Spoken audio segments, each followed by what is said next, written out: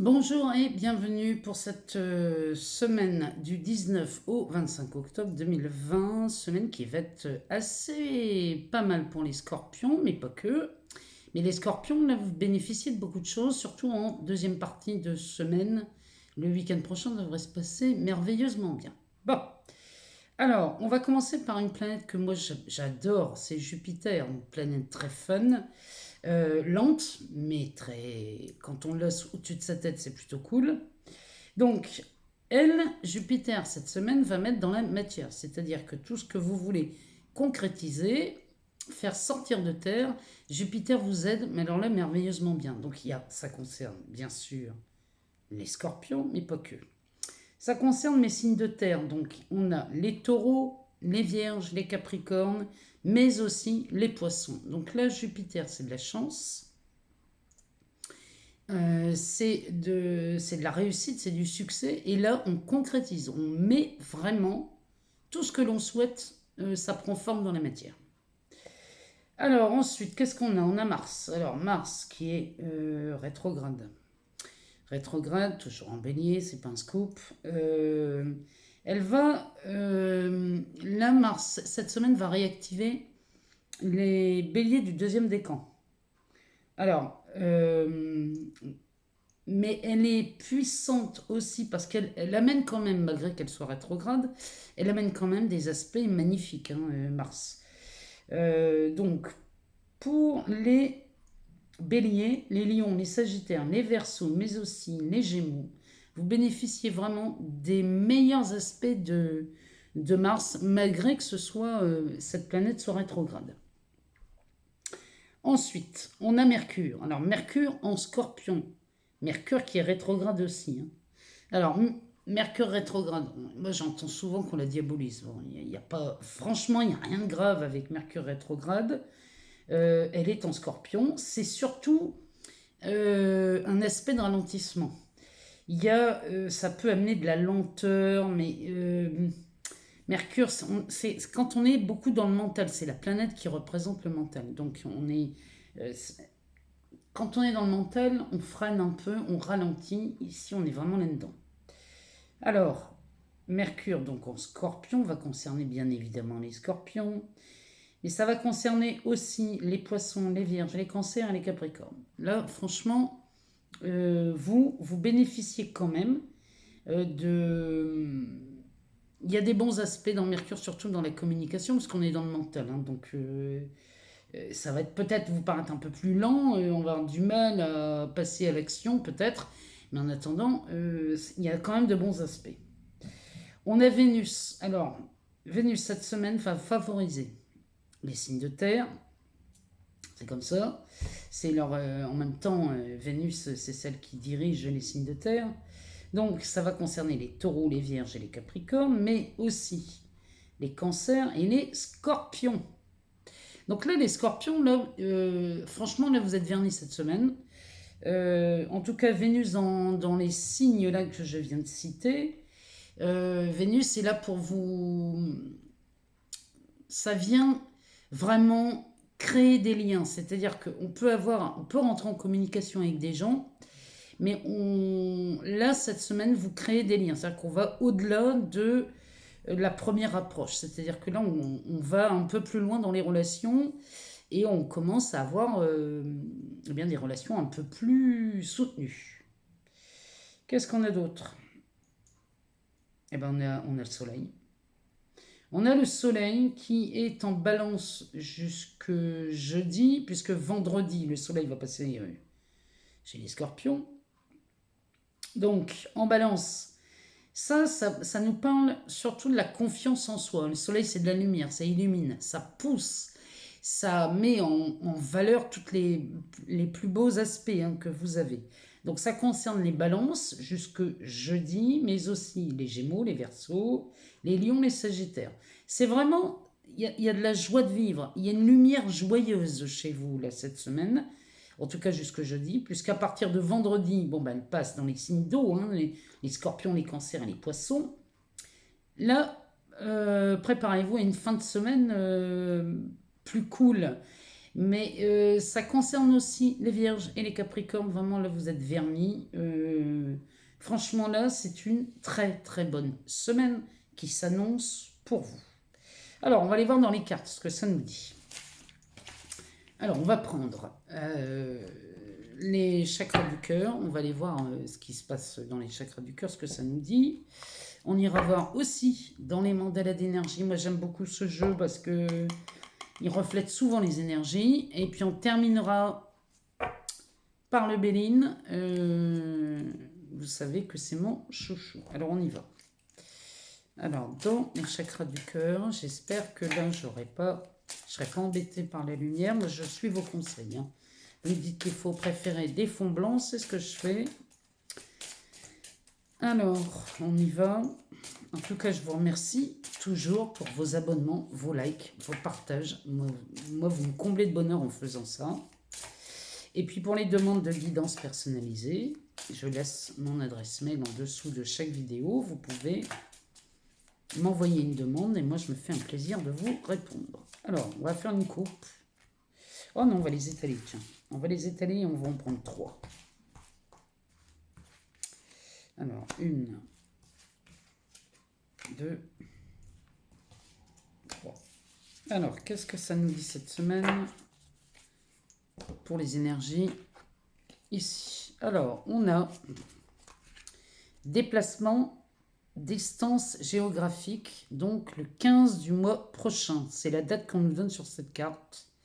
Déplacement, distance géographique, ça nous parle de ça. Donc, si vous étiez dans l'attente là d'une nouvelle qui vous permettait de faire un déplacement, ici, on nous parle du 15 du mois prochain.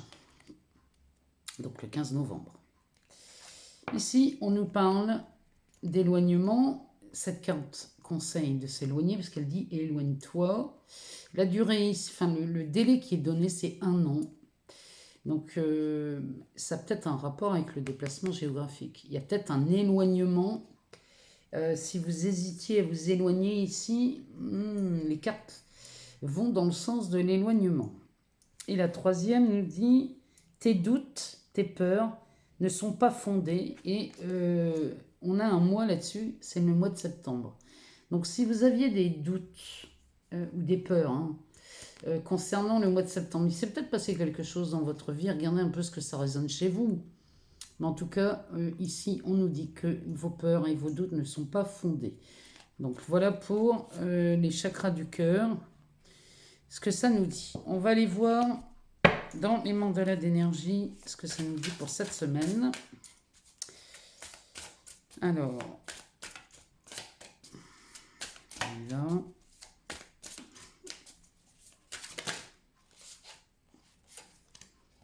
La carte réussir qui s'est retournée. Allez, on cherche une deuxième.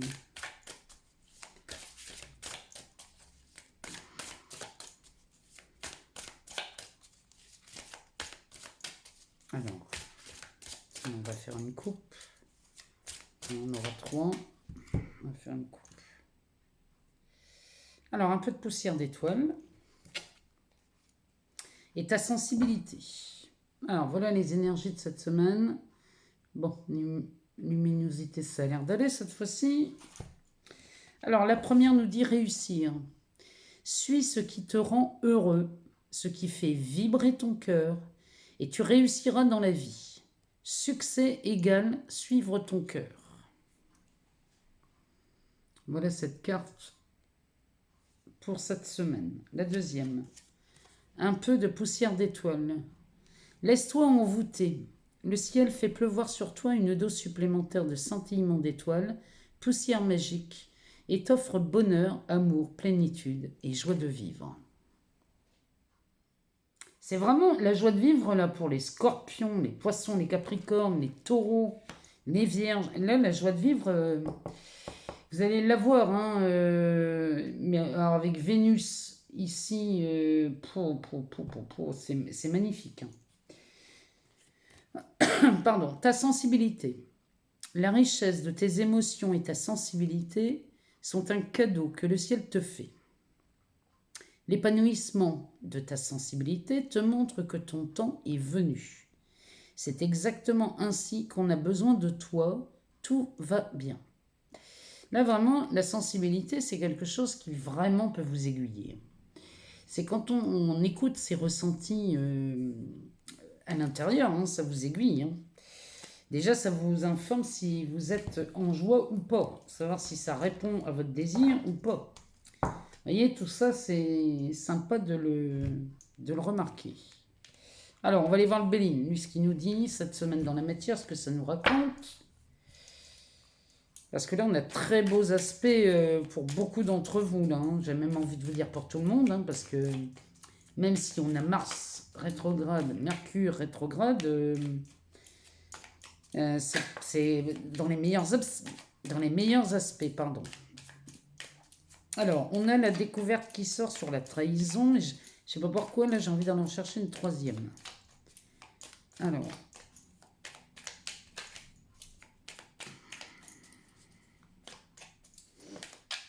la sagesse. Alors, on a la découverte, la trahison et la sagesse. Donc là, on a deux cartes sous le signe de la lune. Hein. Donc là, on parle vraiment des émotions, des choses comme ça. On parle aussi des ressentis, l'intuition. Ici, on nous parle de sagesse. Alors, dans le Béline, ici, vous faites la découverte d'une trahison. Là, ça parle pour ceux qui ont été trahis, qui se sentent trahis par quelqu'un, qui ne savent pas d'où ça vient. Ou alors, ici, on pourrait se dire, mince, j'arrive pas à obtenir ce que je veux, et finalement, vous comprenez que vous avez été trahi sur ce coup-là. Bon, la découverte est faite cette semaine. Donc là, vous allez être mis au courant, on pourrait ici parler de révélation. Ici, on a la carte de la sagesse à côté, qui est gouvernée, elle, par Jupiter. Cette carte de la sagesse nous dit que, une fois que vous aurez eu cette révélation, vous allez accueillir cette nouvelle, pas en colère, pas énervé. Ici, vous allez vous dire, eh bien, je suis tranquille maintenant, je sais d'où ça vient. Il y a une certaine sagesse dans ces cartes, malgré cette trahison, hein, qui pourrait être mal vue. Hein. Franchement, là, c'est une belle semaine. Parce que vous n'allez pas... Oh, bah alors... Vous n'allez pas le prendre comme d'habitude. Vous n'allez pas être dans la réaction cette fois-ci. Alors, on a la carte perte et vol qui est sortie, qui est gouvernée, elle, par Mercure. Donc, Mercure rétrograde. On pourrait retrouver ce qu'on a perdu. Hein. Là, c'est ce qu'on vous a volé. On va faire une coupe. Bon, alors, ici, on nous parle de perte et de vol donc sous Mercure. Hein, avec Mercure rétrograde, ici, on pourrait retrouver ce qu'on a perdu. Ce qu'on nous a volé. Derrière, on a la clé. Alors, ici, il y a une solution. Il y a une solution qui est apportée à quelque chose qu'on vous aurait volé, qu'on vous aurait pris, mais là, ça peut être, c'est pas que matériel, ça. Hein. Là, on peut vous avoir pris, volé votre honneur. Il y a aussi un aspect moral. Il n'y a pas que l'aspect physique là-dedans. Derrière, on a la carte de l'accident. Donc, ça, quand vous retrouvez ce qu'on vous a perdu, ce qu'on vous a volé, pardon, ce que vous avez perdu, ça vient effondrer une relation, ça. Ça vient effondrer une relation, ou alors...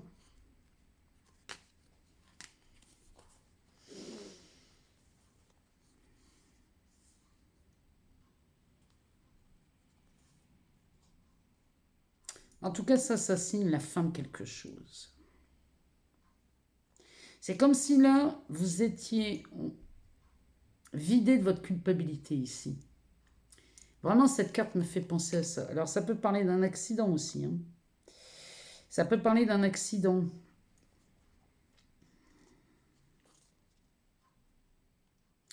Ou alors c'est une histoire de... Ça me fait penser à quelqu'un que je connais. La facture ici, on pourrait voir une certaine justice divine là-dedans. C'est-à-dire que ce qu'on a pu vous prendre, vous voler, le mal qu'on a pu vous faire dans le passé, ici, c'est comme si la justice divine était à l'œuvre et que il y avait un effet boomerang. Ça parle de ça aussi. Alors, de toute façon, il n'est jamais utile de se venger soi-même. La vie s'en charge très bien.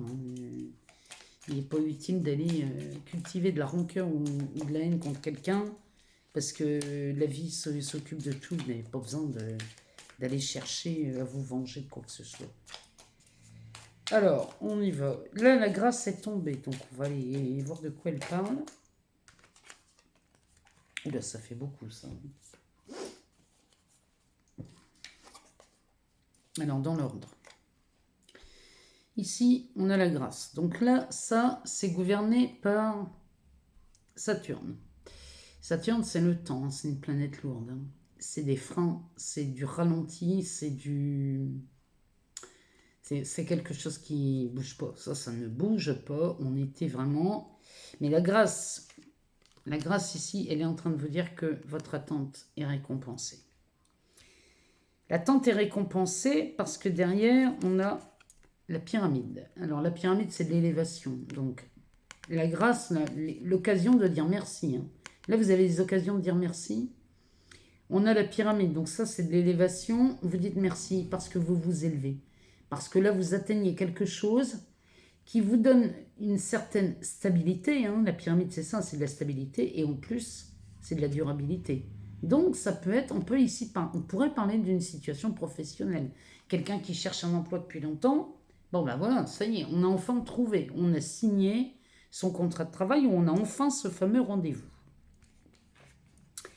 Ce qui va rendre stérile, vain, les conflits que vous pouviez avoir à cause de cette attente.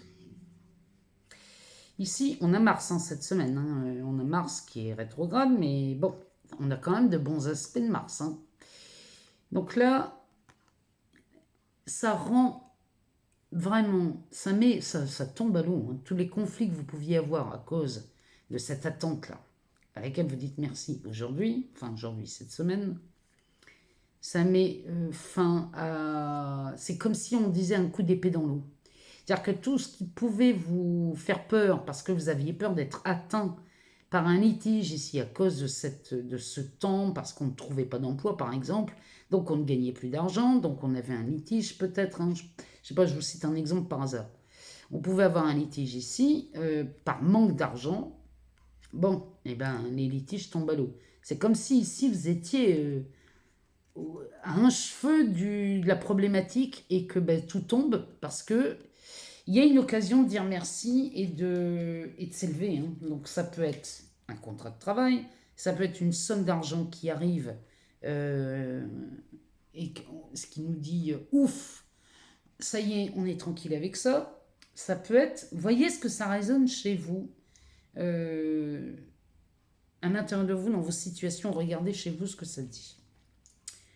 Moi, je vous souhaite une excellente semaine. J'attends de vous lire, bien évidemment. Partagez-moi vos ressentis. Moi, je vous souhaite une excellente semaine. Je vous dis à très bientôt et je vous embrasse fort.